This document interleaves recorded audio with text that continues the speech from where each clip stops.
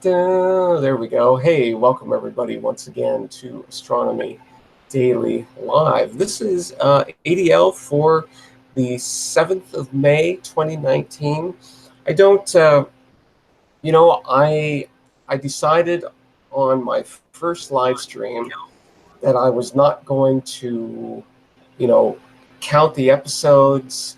I wasn't really going to do anything at all. I was going to put the date on them, and that's it. And for the most part, I don't even really mind all that much what day it is, except for the fact that it's the day after yesterday and it's the day before tomorrow. So that's pretty much the only important thing anyway. So, but once in a while, I do like to mention the fact that this is an actual date. So yeah, we're looking at the 7th of May, 2019, and it's 2:01 UTC. So it's early on the 7th of May as far as universal time goes. Depending on where you are on this planet, it might be, later than that, or it might be earlier than that. Now, where I am, down in southern Arizona in the United States, we are always on Mountain Standard Time, MST as they call it, which means I'm always 7 hours behind UTC. So it is 2:01, almost 2:02 UTC now, and so to get my time, I have to subtract 7. So that makes it a -5, right? Because 2 minus 7 is -5. Well, we just do a mod 24 on that, and we get 19. So at my location right now, it's 19:02. It's 7:02 p.m., which is an extremely convenient time for me to do this. And this kind of thing I've actually done for years and years and years. I just haven't been doing it in front of a camera, and I haven't really been talking out loud. But this exact thing that we are doing here now is what I've been doing for I don't know how long, forever. Yeah, the only difference is you here, and I'm talking out loud. I'm usually a quiet dude, right? I like to listen, and I'll participate, but I just like to listen a lot of times because it's just crazy the things you hear. So, all right. Well, hope everybody's doing well. I'm going to pull open the chat and almost simultaneously say howdy to Bobby. Hey, what's happening? I was wondering if you touch the mic the same way as you just stretch your hand like that. Like that? Yeah. Well, it's just optical illusion there. Dang Ow. Ow. it. Now I have to refocus. There we go. Come on. Oh, here we go. All right. Well, hope everybody's doing well. Bobby is obviously doing extremely well. So glad to see it. Tom, hey, nice to see you in the chat again. Chuck, always great to have you here. So yeah, this is just a daily fun get together of friends to talk astronomy and space and all kinds of those nerdy things. Just having a lot of fun. Super easy. Got my consumable of choice here today, which is the hydrogen hydroxide again. I've got a nice full mug of it here. So cheers. And I got my faucet water. All right, excellent. Good stuff for the most part.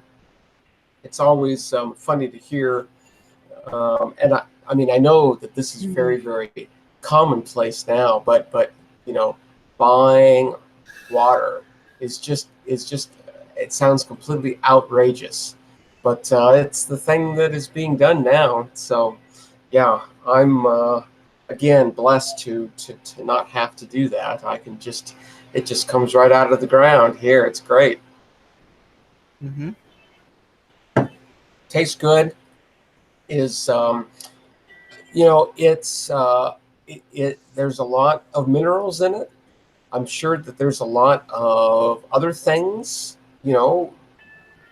all kinds of living things. And I think that, I think by now, if there was any problem with it, we would have probably seen that. Um, yeah, absolutely nothing at all. So I think this is pretty good stuff. So cheers! Extremely grateful to have this. This is when you're in the desert. This is the most valuable commodity of all. So more important than transportation, more important than food, sort of.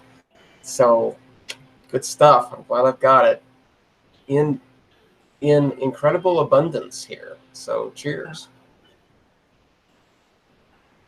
All right. So hey, I was going through the latest archive.org, and I came across an article that um, I mean, this needs to be investigated a little bit more. But I thought it was kind of interesting because there was a lot of excitement a while ago. I don't remember exactly when. There was a lot of excitement about an exoplanet being discovered around Proxima b, which is the closest star to to us, to our system here. And it was reported that they had found a planet going around the star using the transit system, which is what Kepler used, and is what Tesla's using, and in most follow-up things, they use a transit um, method. And so there was great excitement about that because it's sort of like, okay, well, this particular star is, really, really interesting because it's so close to us. It's 4.3 light years away. It's the closest star to us. So that alone just sort of makes it a little bit interesting. So then we go and we look very, very carefully, and we think that we see a transit. Um, Now, I didn't really follow that story really, really closely, so I'm not quite sure if it's actually been confirmed, or are those that said it, are they really, really, really sure, or what is the uncertainty in that? So, but let's just say, right? Let's just say that yes, they came out with us and said yes, we're really, really, really sure that we have seen a transiting exoplanet right around Proxima Centauri. Well, then I'm going along on the archive, and I actually just posted it over to the papers section of my Discord channel. But here, I'll pull this up on my screen, and you can read the title yourself. I'm going to share my screen and hide that. I'm going to do that, and then I'm going to show you that. And it says Proxima Centauri b is not a transiting exoplanet. So there you go. There's a group of astronomers who have made observations with Spitzer, which is a pretty sophisticated infrared telescope. Um, um,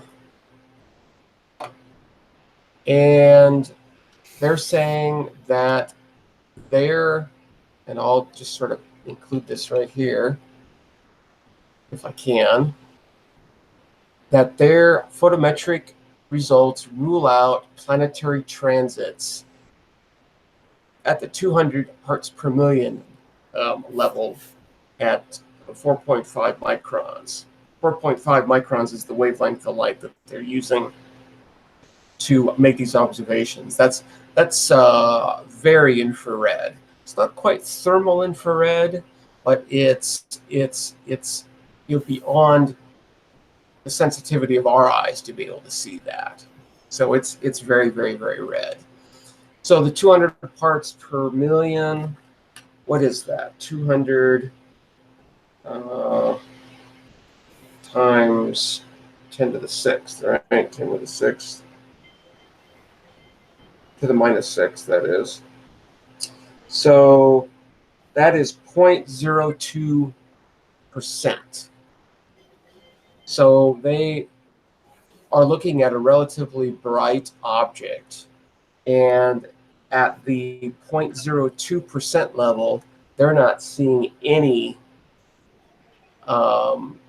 indication of a change in the magnitude of the star, which would be caused by a planetary transit. So, so they're saying, right, that previous claims of possible transits from optical ground and space-based photometry were likely correlated noise caused by the flaring events of Proxima Centauri. So not transits, but solar activity. So, flaring, sunspots, that kind of stuff.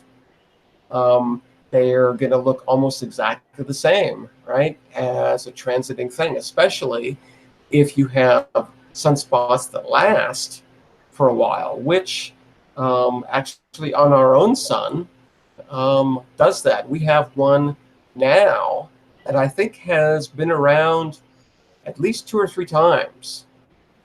So I mean, some of these things can be long lasting, and if you were to measure the light curve of the sun over this period of time, you would also see a periodic dip in the brightness because of the sunspots.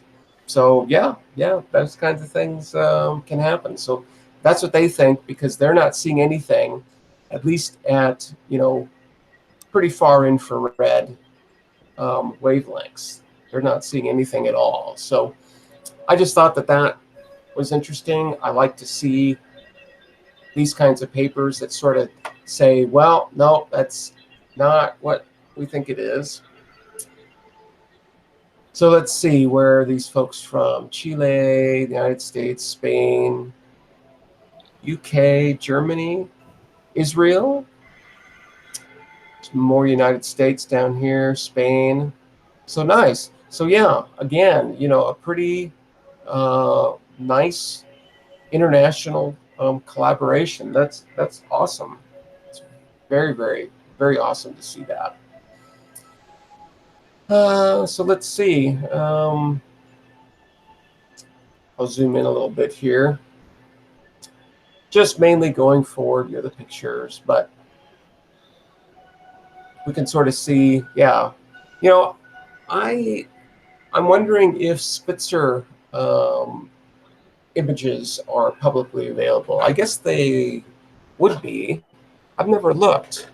Maybe we should look at some point and see if we can see some Spitzer data. That'd be interesting. Anyway, so look, it looks like they observed Proxima Centauri back in 2016.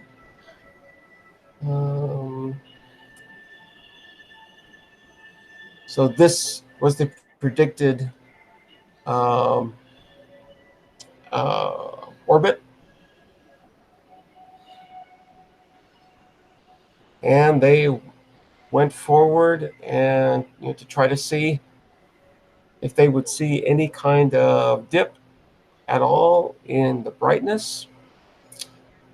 And yeah, they're just talking about their methodologies here a little bit, of course.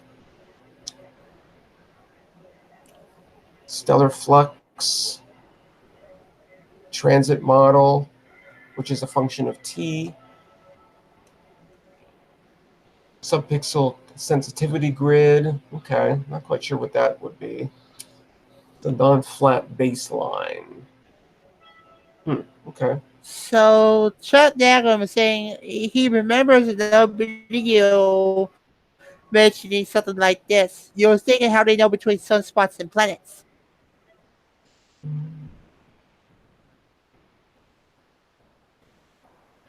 Right. Oh yeah, Chuck. That's you're exactly right. And I've now got all the papers, and I haven't actually looked at the papers yet to understand their methodology. It's complicated. It's really, really, really hard to confirm and be really, really confident in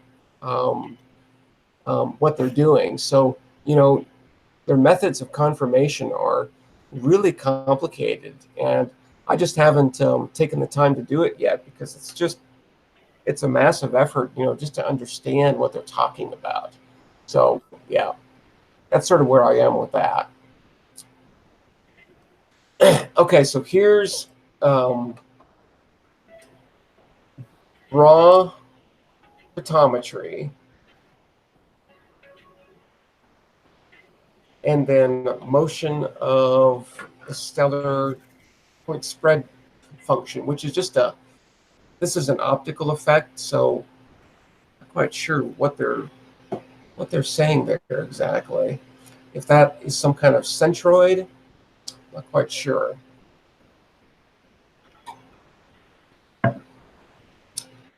Okay, so I'm also not quite sure why they talk about the breaks in the light curves occurring at pointing resets.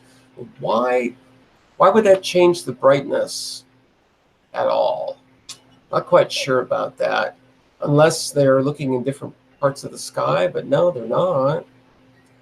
So I'm not quite sure why there would be, relatively significant changes in brightness just because they reset their pointing. Not quite sure about that.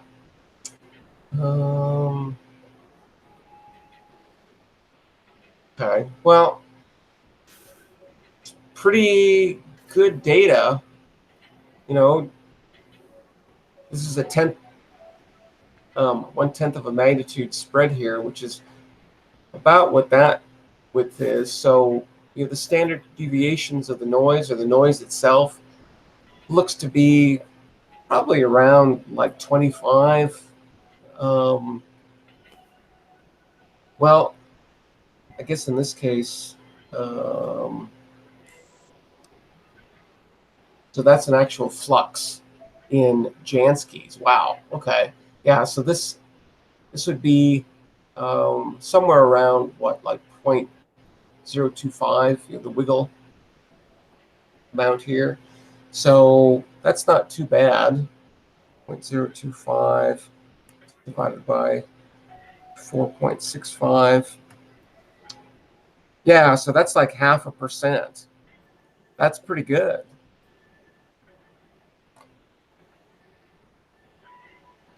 So let's see what else they've got here. So PageMaster has the Spitzer Data Archive on the YouTube chat. If you could look at the link.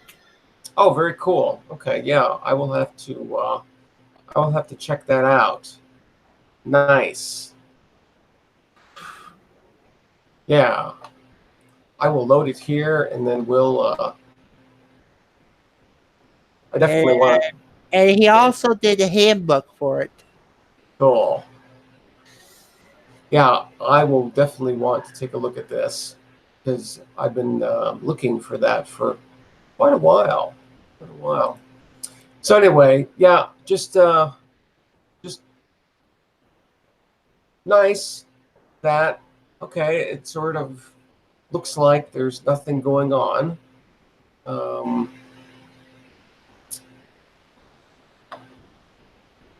Dash line is the predicted transit. So this is when it was supposed to transit. I don't know. We're getting some dropouts there, right? Let's see. And we'd like to welcome Ray YL in the chat. Hey there, Ray. Just dropped in to tell us a quick hello. He is doing some work on the computer, so he's listening to the audio in the background. He just got his sleep in as well. All right, very good, very very good. Glad you got some rest. Yes, absolutely. Anyway, we're just looking at some new data from, well, new results of some data taken of Proxima, Centari, well, supposedly B. And these folks are saying that, nope, it is that we haven't found a transiting planet yet. We're just seeing solar activity. So, yeah, you know, these are obvious dips in brightness caused by something. But again, I think these black lines are probably models of some sort. Yeah.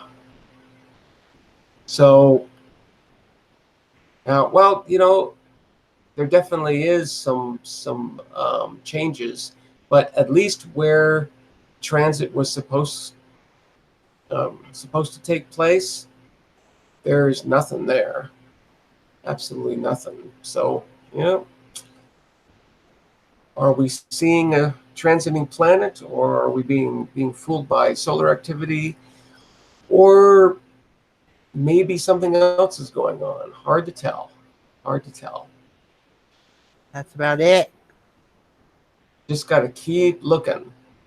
We're seeing a little changes in radial velocity, which sometimes indicates another body. So yeah, there's something interesting going on there. But yeah, don't know. Very cool. All right. Oh, here's the dates of the observations. Here's the orbital constraints.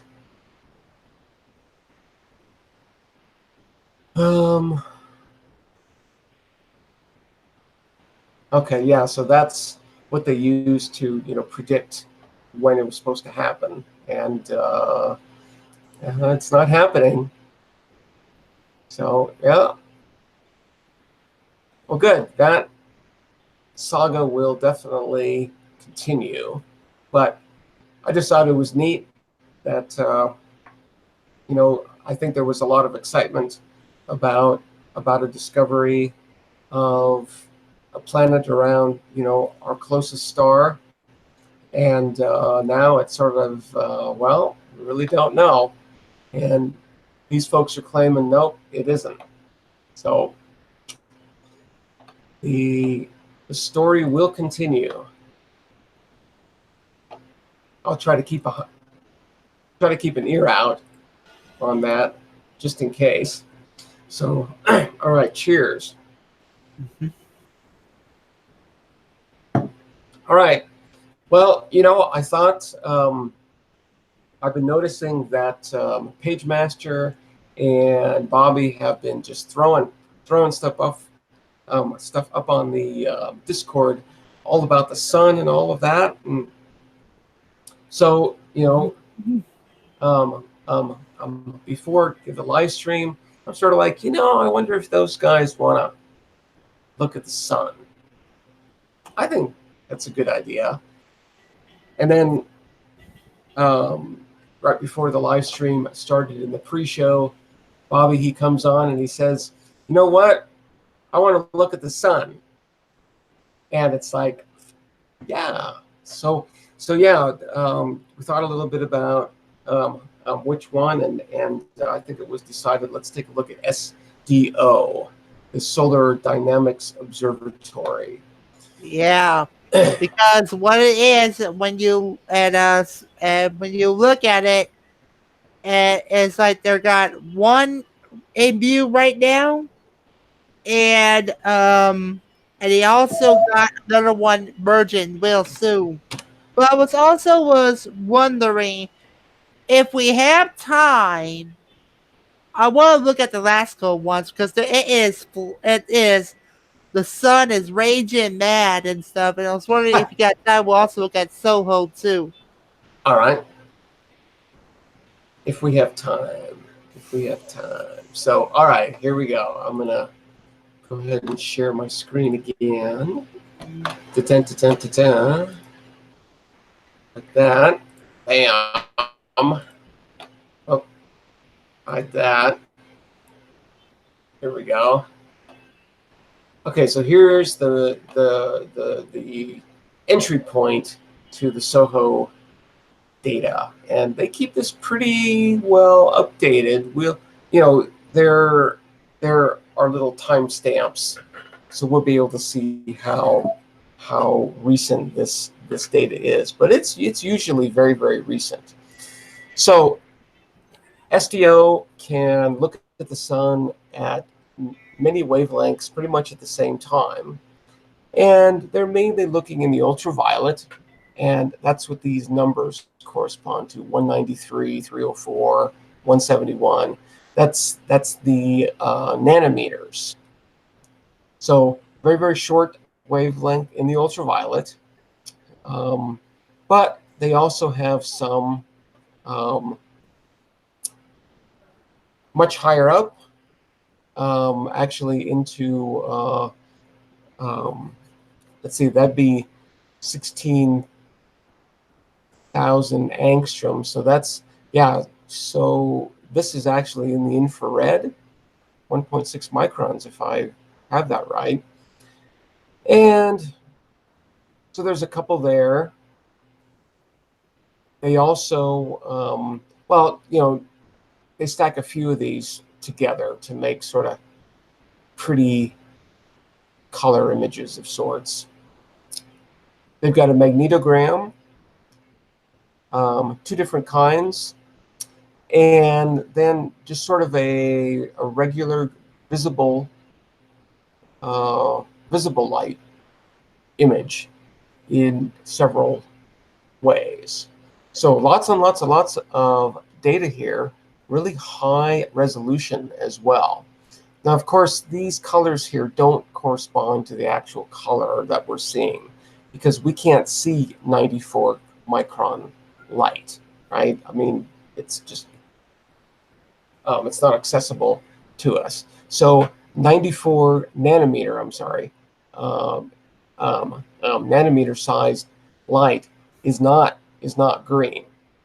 They've just colorized these. So when you look at it, you can say, that is the 94.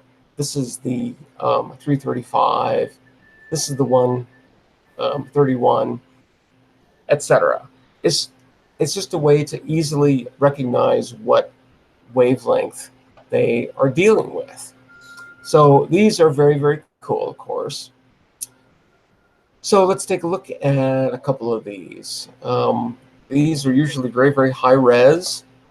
So yeah, let's just take a look at the 211 one, high res here. So there we go. Quite a active place for sure. Yeah, and you can see on the dead left, there's that other region that's about to merge. Yeah. So we've got this activity here, but then we've got this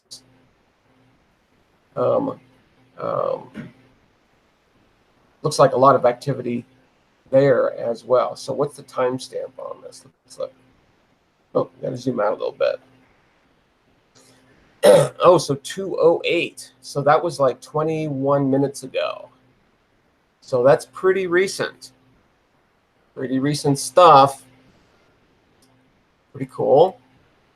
Let's do a visible on that just to have a little bit of a contrast here. Let's take a look at this one, the colored magnetogram. So these are actual magnetic measurements. And I forget which is which, if the red is positive and the blue is negative, or if it's the other way around. I'm not quite sure. That's why I prefer the black and white magnetogram because it's easier. Oh, okay. Is that because because the black is negative and the white is positive? Is that how you read that? I think so. Okay. Base Master would know more. So I Okay, guess what color wise, one green is positive and the red is negative. okay, cool. So in this case, the black is negative and the white is positive. And as you can see, I mean, I guess what really gets flares and those kinds of things going is when you have a lot of mixing of the magnetic fields. See how this one here, they're kind of separated? So maybe not incredibly active. I don't know. Yeah. But you've got some other, this kind of stuff here is called plague. It's actually called plague. I guess looking at it with the magnetosphere or with the magnetic thing probably isn't the greatest way to see plague. We should look at plague with maybe one of these infrared ones. Yeah, so there's some plague, and here's the spots. Pretty cool. Looks like there's a really bright area sort of behind this spot. This whole thing, of course, is rotating left to right, and it takes about, I don't know, 12 or 13 days to go from here to here. Now, I have a quick question for you before you continue. Are we or in the transitioning period from one solar cycle to the other? Like going from 24 to 25 right now? Yeah, I think so. And actually, I mean, I don't understand these things, so don't necessarily take my word for it. But I think that when um, we'll know when the new solar cycle occurs, when these two things reverse each other. You see how sort of black is sort of leading white in both of these cases? I guess one of the signs of the new cycle is when that flips and white will sort of lead black. I think that's an indication of a new solar cycle. Now, maybe this has already happened, right? And so I'm not exactly sure. I'm not really that much up on that kind of stuff, but that's I at least my understanding. I think this is something that you need to take on a debate, right? On a debate, Yeah. well, as I said, I personally don't know what the parameters are. So I would lose in a debate. um, but depending on what the parameters are, I guess Oh, wait. there could be some argument. I don't know. I don't know Yeah. enough about all those things. I wish Jills was here to let us know about what we are at when it comes to a solar cycle and stuff.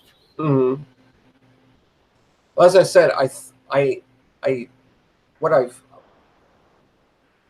heard is that we're still in 24. We haven't gotten to 25 yet. But I don't really know enough about any of this stuff.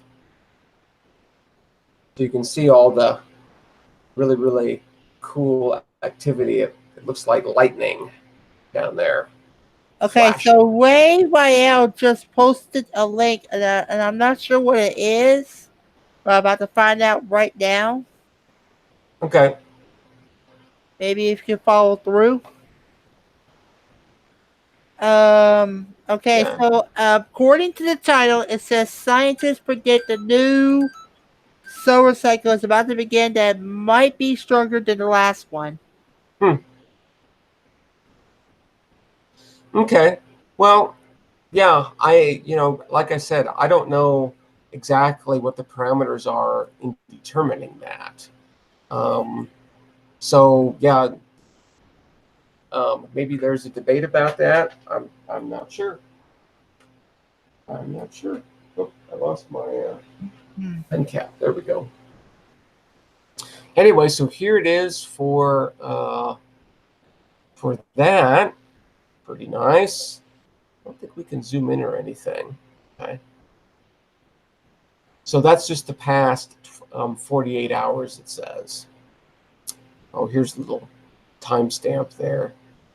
Can't really see it really well. But all right. We can look at these other ones too. I think they all have little movies associated with them. This one is sometimes kind of interesting. Let that So, load for a second. Here we go. okay. And did you get the page master's comment before you exit the chat? Nope, I don't think I did. Go to this and enlarge the photo, and you'll see something different from the other wavelengths. I don't know if I'm following you there, Page Master. Um, I- well, he suggested that you look at 171, and I don't know what's HMIB. I don't. HMIB. That's one of the cameras. HMIB is. Oh, that one? Okay. So what am I supposed to do now? Let's see. Go to this and enlarge the photo. You will see something different from the other wavelengths. Yeah, I'm not following you there. Okay, okay. Blow it up again. Blow it up again. I mean, if you're talking about I like this stuff here, yeah, kind of. absolutely. And that's one of the great advantages of looking at things at different wavelengths is that you're essentially looking at different materials, different layers. Um, so yeah, um, that's You the know, main what's kind of point. like a bit weird about what we're seeing here right now is I'm not sure the one between the two sunspots, but it looks like there might be something interesting in the middle. What do you think about it? Oh, sure, yeah. Yeah, the sun is a very, very, very active uh, place. There is nowhere on the sun that is in any way, you know, uh, nothing going on. It's a busy, busy, busy place. That's a great shot. I like it. Yeah. I like it. I'm going to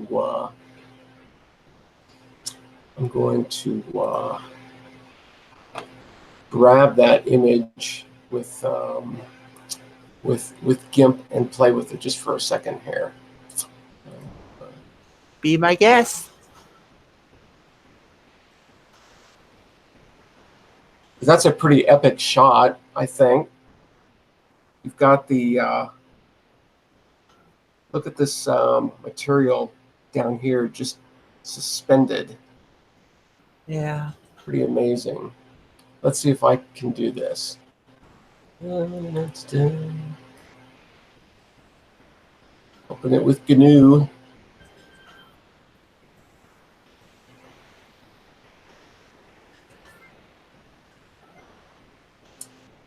In this case, the GNU image processing program, image manipulation program.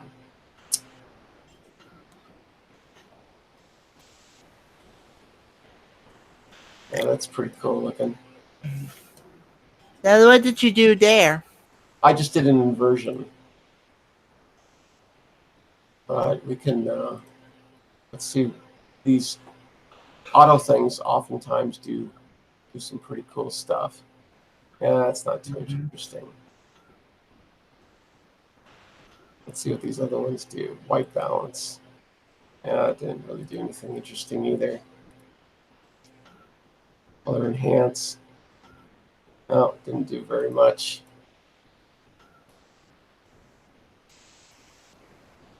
Normalize. No, that didn't do very much either. Well, let's get into play with the brightness and the contrast here. Oh yeah. Oh yeah, the way you're doing that, it's making it really interesting. Lots of structure, lots of tendrils and all that. Look at this. Look at this stuff out here, just blasting off of there. Pretty incredible. Yeah, pretty amazing. Let's go in here and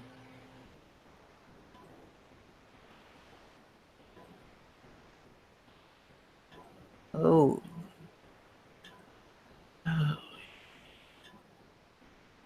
let's reset it. Play around a little bit more here. Oh, try to get this thing in front. There we go. Scooch him over a little bit. Scooch him over a little bit. There we go. Pretty cool. So look at the whole thing.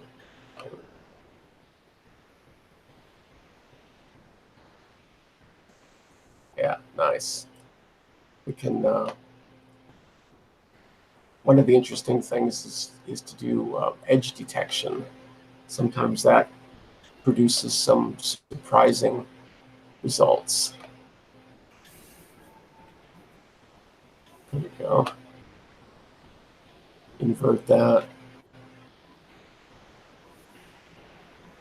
That's pretty cool, I guess. We can do it again. Edge detect, and then we can invert it. Yeah. All right. Well, now it's starting to look like art. So that's probably enough of that. Good stuff, though. Good stuff. All right. Let's go back. Let's actually see if PageMaster provided any additional information.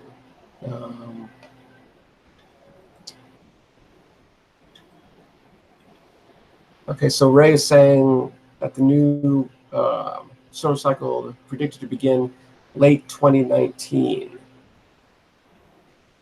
to late 2020. So, yeah, they're pushing it out another year. Huh, okay. Very cool.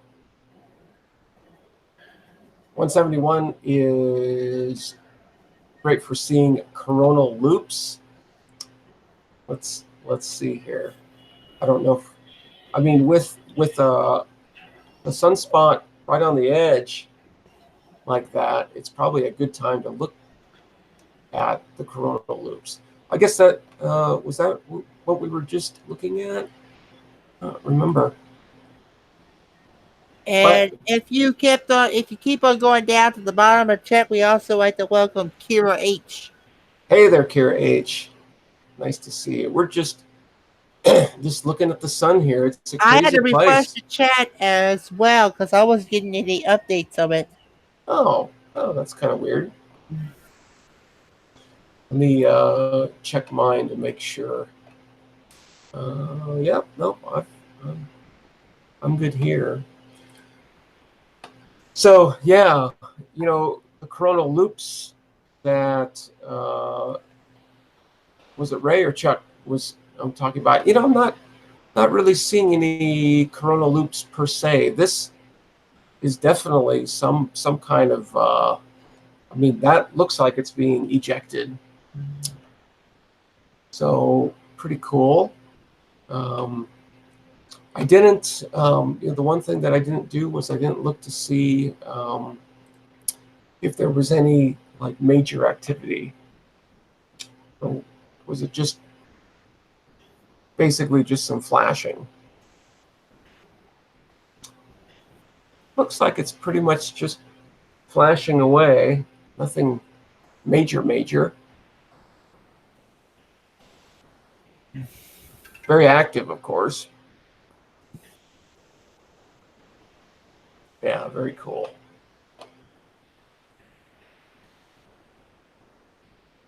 So that's at 171. Let's see. Have we looked at 193? Oh, let's go back to this one. I think, yeah, well, there's a little coronal hole there, but otherwise, yeah, it's a busy place for sure. Look at all that stuff.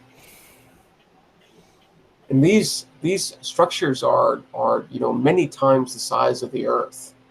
So it's hard to wrap our heads around that. These are incredibly huge structures.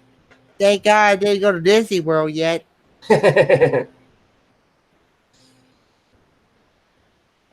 So yeah, it's just bubbling and flashing and spinning and blowing stuff out and all that. Yeah, pretty amazing.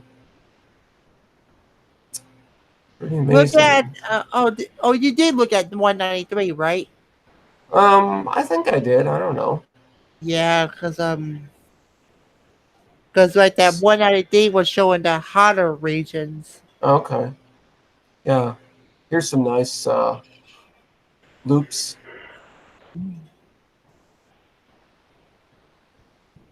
Here's that sunspot region that's just coming around now. Here's the other one.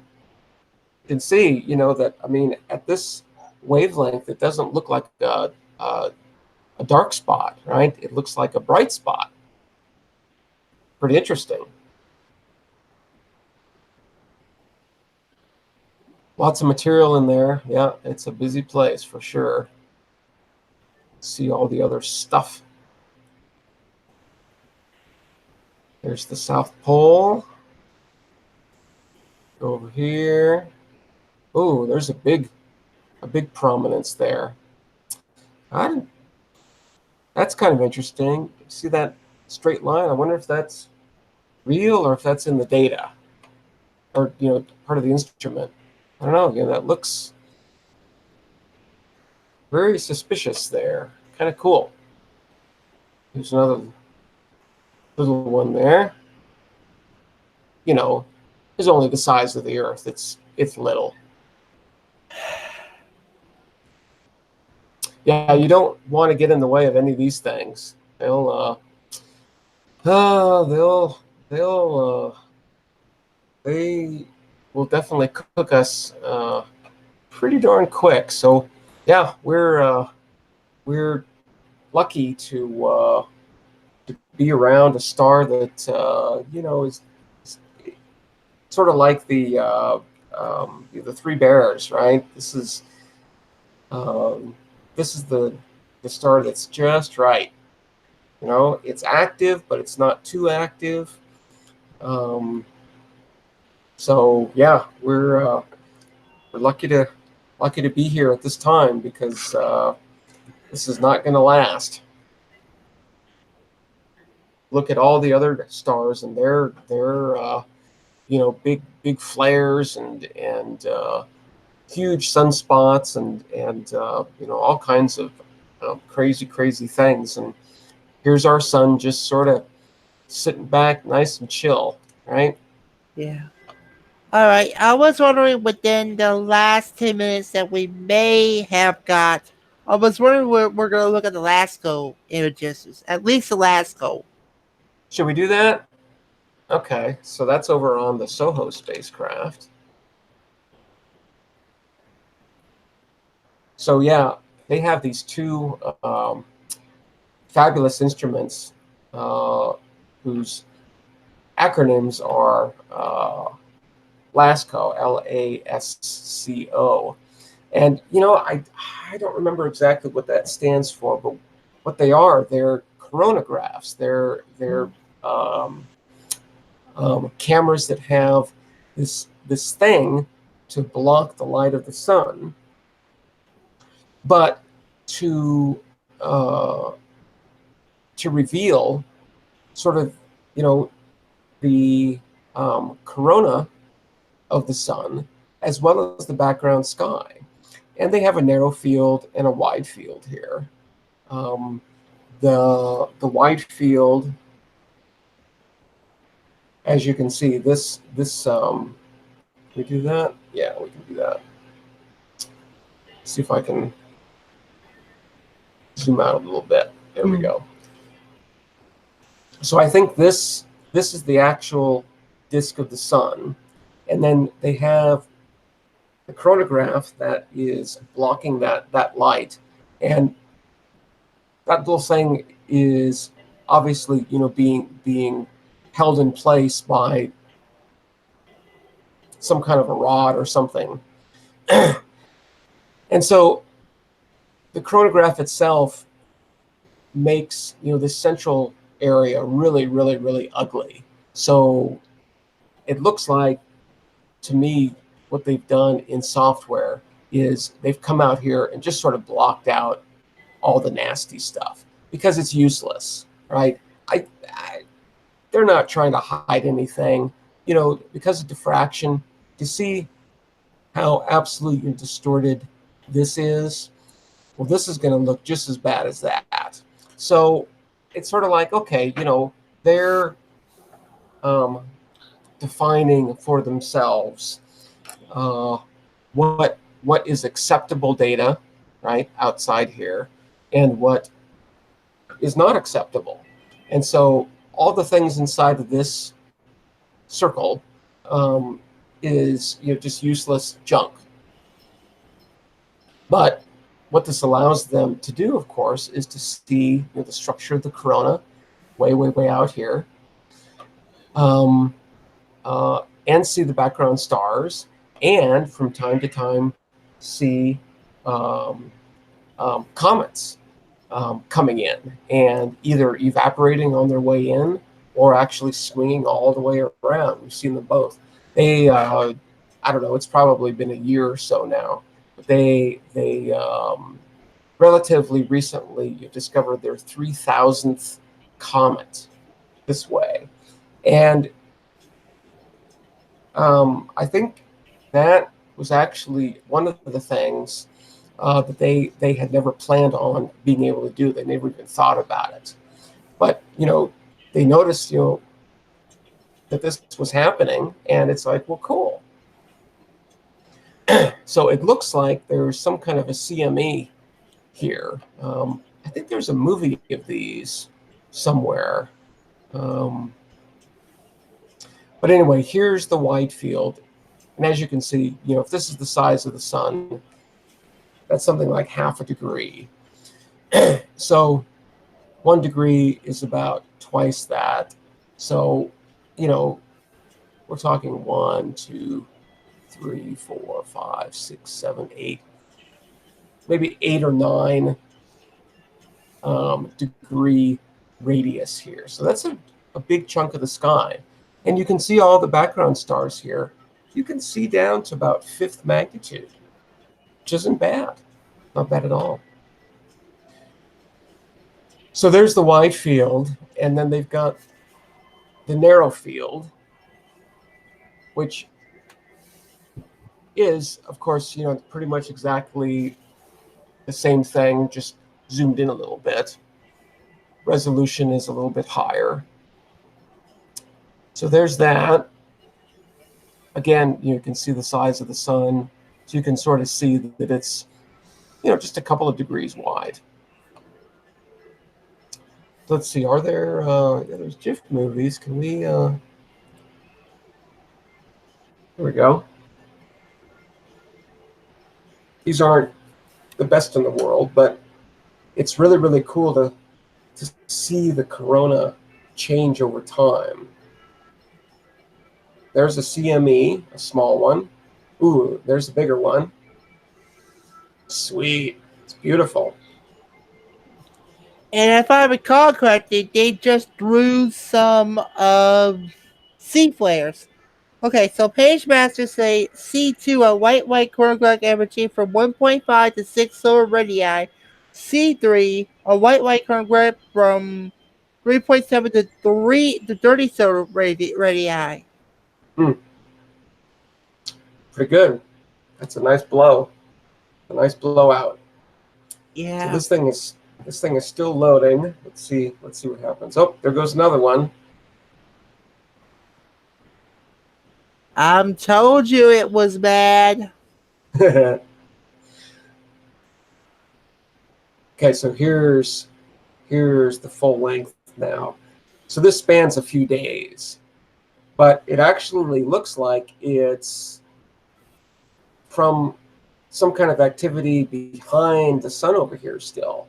So yeah, we don't really know.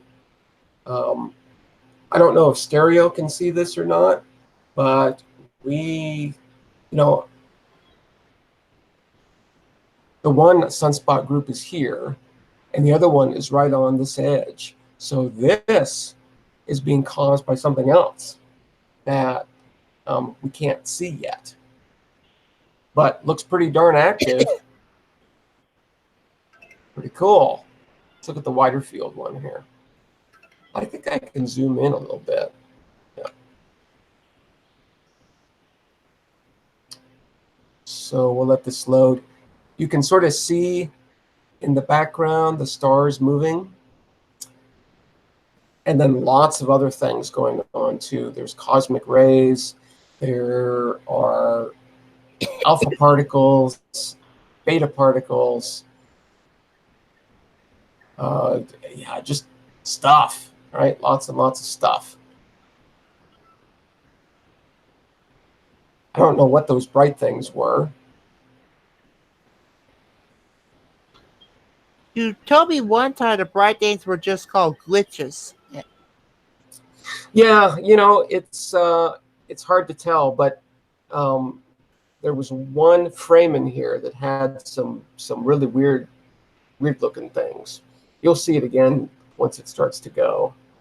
Almost done loading. Zoom out a little bit. So we can see the whole thing. I guess there was a comet seen a couple of weeks ago. I think that is the last time. So right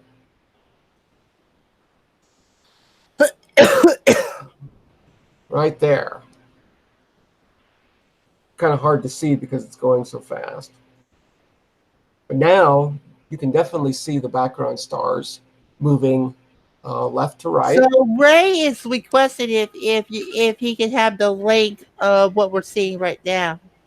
Sure. What we're watching right now is this thingy right here.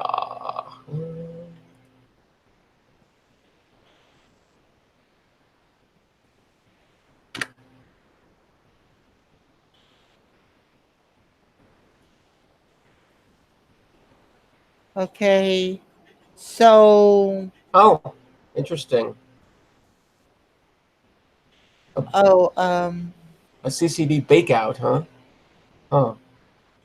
Yeah, but I think that's already over and shut. Well, he says until May 7th, so that's, yeah, that might be over with now, I guess. Because I think we're seeing pretty up-to-date data. These are the same kinds of things. We can just watch the movies here. But okay, so this is going way, way, way back. So this is about 2 images per day. So we're seeing a lot of time pass by here. Okay, so there's those 2, and I think those are those the same 2? It's hard to tell.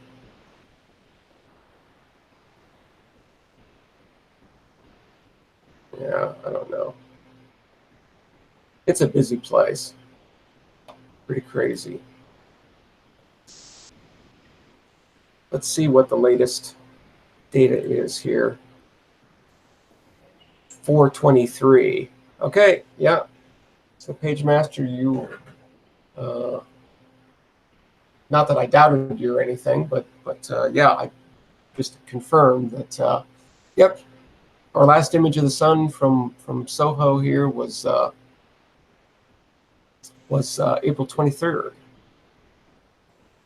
It's kind of interesting that they have the LASCO images. Weren't those up to date? Yeah. So, yeah, LASCO was, but the AIA isn't. And I think that's what you said in the chat.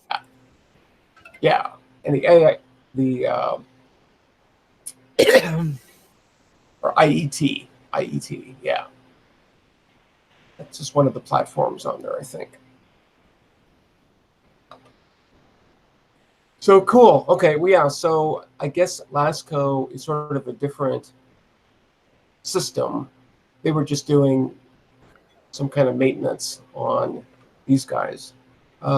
Is the magnetogram, is that up to date? Yeah, it looks like that's up to date. It says the date and time down here. 0130, so yeah, I mean, hour and a half ago.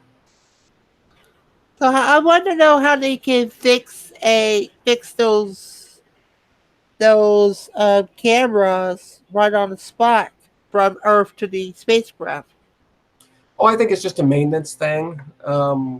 That's sort of what PageMaster implied. It's just a regular thing. I'm not exactly sure what they do, but it's just a series of commands.